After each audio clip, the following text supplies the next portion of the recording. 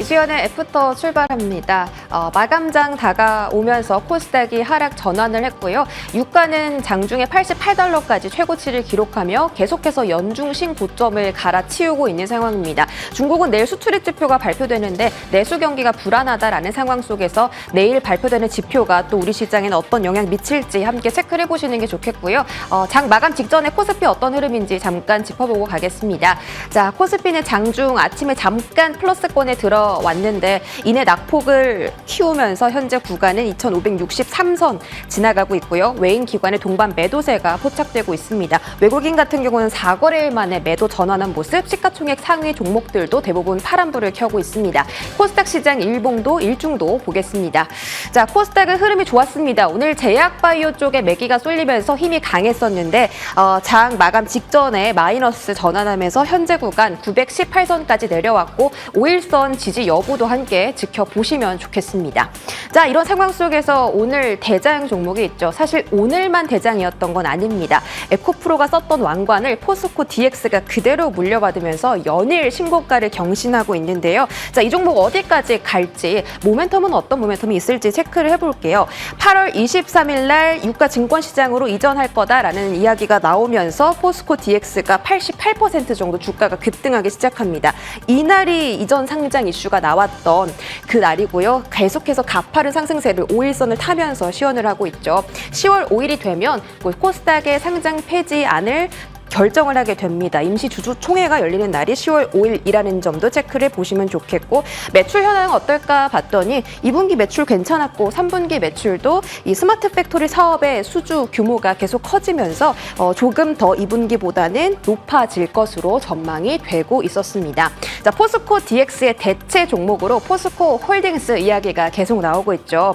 리튬 사업을 영위를 하고 있죠. 이쪽 사업에 포커스를 맞춰서 포스코 홀딩스가 지금 투자를 적극적으로 늘려가고 있습니다. 올해 5월에 그 리사이클링을 통해서 리튬을 처음으로 생산을 했고요. 다음 달이죠. 10월부터 이 광석 리튬 생산 공장을 통해서 처음으로 수산화 리튬을 생산을 하게 됩니다. 그리고 이제 가장 마진율이 높아서 관심도가 높은 아르헨티나 염호가 있고요. 이 아르헨티나 같은 부지에 있는 염수 리튬 생산 공장은 내년 4월, 2024년 4월에 첫 준공을 이뤄가게 됩니다. 그렇다면 생산 캐파가 더욱더 급격하게 들어가겠죠. 자, 다음 화면 보겠습니다. 그래서 포스코 홀딩스가 철강으로 번 돈을 다 이쪽에 이렇게 투자를 하고 있고, 다음 달에는 수산화 리튬 생산을 처음 시작하기 때문에 또 새로운 모멘텀이 생겨날 수 있다는 겁니다. 소재 포스코 퓨처엠, 에너지는 포스코 인터내셔널 각각의 사업을 가져가고 있다는 점도 염두에 두면서 주가가 지금 적당한지도 체크를 같이 해보시면 좋겠고요. SK증권에서는 목표 주가를 70만 원으로 내세우기도 했습니다. 포스코 DX 아쉽게도 지금 상승분을 아침보다는 많이 반납했는데 5일선을 그대로 지지하고 있는 모습 확인하실 수가 있고요. 포스코 홀딩스 주가 흐름도 보시면 포스코 홀딩스는 지금 포스코 DX가 상승하기 전에 모습을 잘 유지를 해주고 있는 걸 확인할 수가 있겠습니다. 이쁘게 횡보를 하는 구간에 놓여 있고, 포스코 홀딩스 오늘은 2.5% 떨어지고 있지만 5일선, 21선 지지를 잘 받고 있다라는 점 눈여겨보시면서 투자 관점도 세워가시면 좋을 것 같습니다. 자, 다음 오늘 제약바이오 쪽에 매기가 많이 쏠렸다라고 말씀을 드렸는데 그 중에서 비만 치료제 이슈가 상당해서 다시 한번 들고 왔습니다. 8월 초반에도 소개를 해드린 바가 있는데 노보노디스크 주가가 급격하게 올해 더 올라가게 됐죠. 명품 판매를 하는 모에테네시, 루이비통 모에테네시 그룹이 유럽 증시에서 정말 왕좌 자리를 차지하고 있었는데 노보노디스크가 그 자리를 박차고 들어갔습니다. 어제부로 시가총액 1위를 찍었죠. 모건스탠리 측에서는 비만 치료제 시장 규모가 500억 달러를 넘어설 것이라고 합니다. 하나로 계산하면 66조 원 규모입니다. 자, 다음 화면 볼게요. 그래서 지금 위고비와 오젬픽에 대한 판매가 어떻게 되나 봤습니다. 노보노디스크의 대표적인 비만 치료제 위고비의 2분기 매출이 전년 동기 대비 500%나 급증했고, 오젬픽이라는 비만 치료제도 마찬가지로 잘 팔리고 있었습니다. 어제 노보노디스크의 시가총액 1위를 차지했던 이유가 위고비가 이 나라들에 이어서 영국에서도 출시를 확정 지었다라는 소식 때문이었고, 이외에도 심혈관 부작용도 떨어뜨려주지, 술, 담배 욕구도 감소시켜준다고 하지, 거의 만병통치약 같은 이미지를 현재 가져가고 있죠. 이 위고비의 최대 경쟁자가 일라이릴리의 마운자로입니다. 주사형 비만 치료제고 이쪽에서는 올해 연말에 FDA 승인을 앞두고 있기 때문에 이쪽 이슈를 같이 체크해 보시면 좋겠습니다.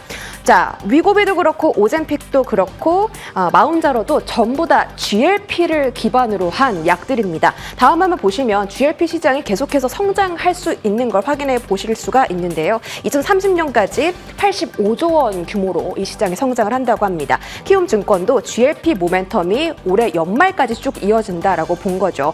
오늘 비만 치료제에 관련해서 이슈를 아는 종목들을 그래서 찾아봤습니다. 첫 번째로 올릭스라는 종목인데요. 지금 올릭스가 개발하고 있는 치료 물질이죠. 올릭스 702A가 A를 위고비랑 같이 병행해서 투여를 해봤더니 효과가 있더라. 그 효과에 대한 최종 결과를 이달 공개하겠다라는 소식이 전해졌습니다. 이 소식이 어떤 결과를 낳느냐에 따라서 올릭스의 주가 반영도 달라질 수 있겠죠. 그 부분 체크해 보시면 좋겠고, 일동홀딩스, 일동제약 오늘 두 종목 모두 상한가로 직행을 했습니다. GLP 기반의 신약 물질이 식약처 승인 취득을 했다라는 소식이죠. 임상시험에 대해서요.